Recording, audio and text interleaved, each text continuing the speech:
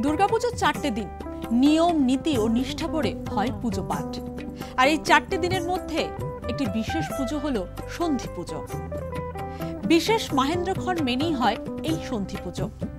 অষ্টমী এবং নবমীর মাহেন্দ্রক্ষণে হয় এই সন্ধি পুজো, অর্থাৎ অষ্টমীর শেষ 24 মিনিট এবং নবমীর প্রথম 24 মিনিটে হয় এই পুজো।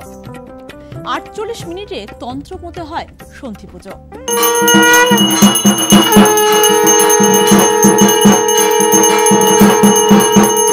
এবার আসি কেন হয় এই সন্ধি পুজো।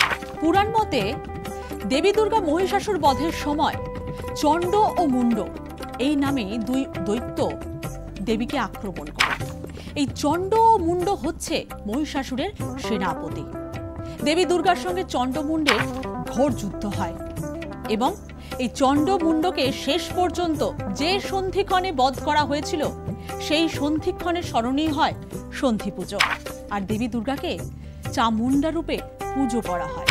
সন্ধি পুজোর একটি বিশেষ নিয়ম রয়েছে। 108 পদ্ম এবং 108 প্রদীপ এই সন্ধি পুজোয় লাগে। 108 প্রদীপ যখন জ্বলে ওঠে এবং ওই মন্ত্র উচ্চারণ যখন হয় তখন দেবীর এক আলাদা রূপ দেখতে পাওয়া যায়।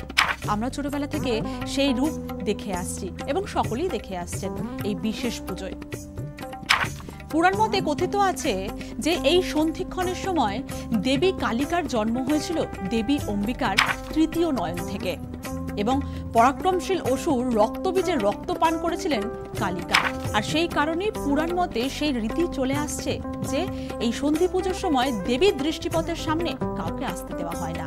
সন্ধি পুজোর শেষ ধাপে অর্থাৎ 24 মিনিটে হয় বলিদান পর্ব। কথিত আছে সন্ধি পুজোর সময় নিষ্ঠা ভরে এবং নিয়ম মেনে উপবাস করে যদি সন্ধি পুজো করা হয় তাহলে যমের হাত থেকে মুক্তি মেলে। অনেকে আবার বলেছেন যে এই সন্ধি পুজো সারা বছরের পুজোর যেন মুখ্য লাভ।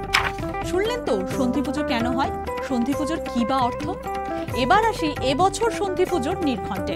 এবছর 30শে সেপ্টেম্বর মঙ্গলবার সন্ধে 5টা বেজে 42 মিনিটে শুরু হচ্ছে সন্ধি পুজো এবং 6টা বেজে 10 মিনিটে শেষ হবে সন্ধি পুজো।